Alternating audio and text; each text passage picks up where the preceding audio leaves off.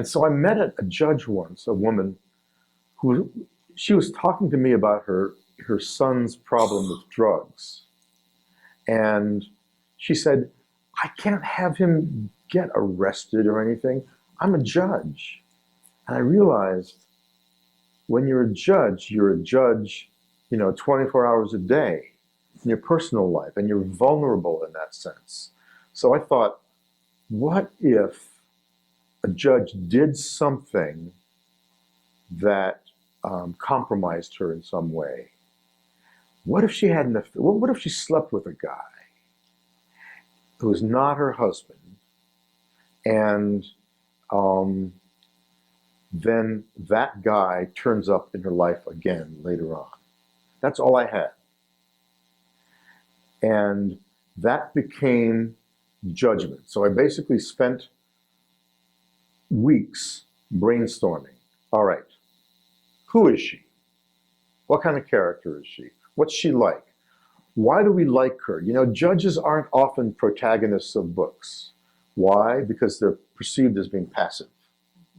So why do we like her? So what I had to do was I had to do research. And I eventually got in touch with 5 separate judges in Massachusetts and talked with them.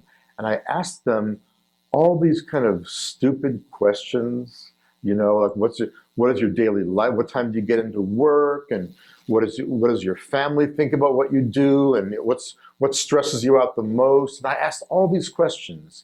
And by doing this, I was able to produce a character background for my character, Juliana, by doing these interviews.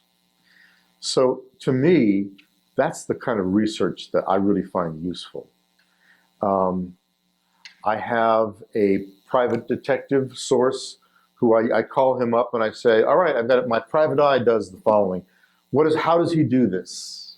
I'll give you a concrete example in my new book. Nick Heller, my continuing character, finds a dead body, and on this body he finds only one thing, a rental car key. And I said, with that rental car key, I called my detective and I said, what can you find out? He said, oh yeah, you can find out the guy's name, you can find out who paid for the car, who his employers are. And I said, how do you do that? And he said, by pretexting. By pretexting. What that means is, you call up and you say, hi, I want to extend my rental contract on the let me just give you the license plate number. And you read off the license plate number from the key. And they go, oh yes, Mr. Finder. That's right, do you have my first name? Yes, Joseph. That's right, yeah, exactly, right now.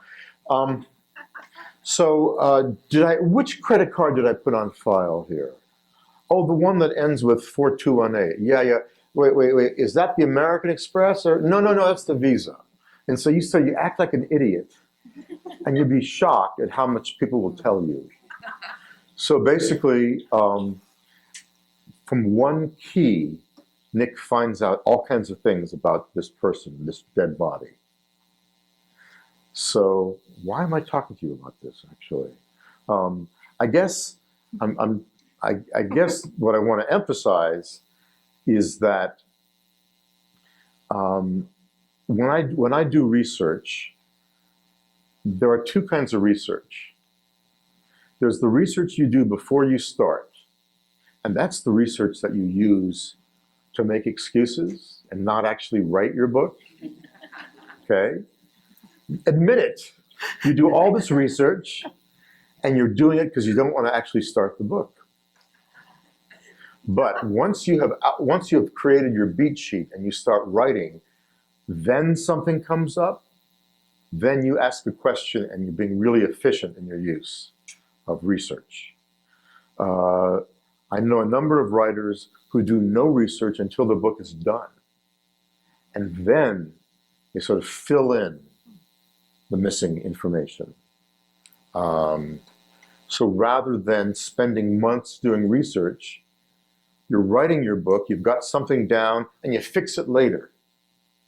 There's a Hollywood expression, I'll fix it in post, meaning in post-production. We'll fix that scene, we'll make it better.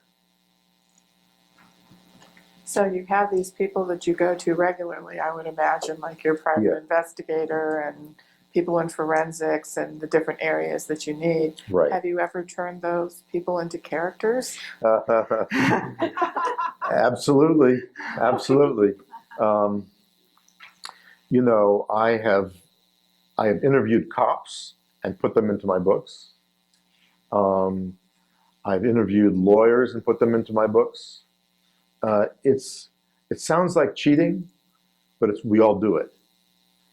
You base your characters on people you know. And that's a normal way to go about things. That's actually just fine.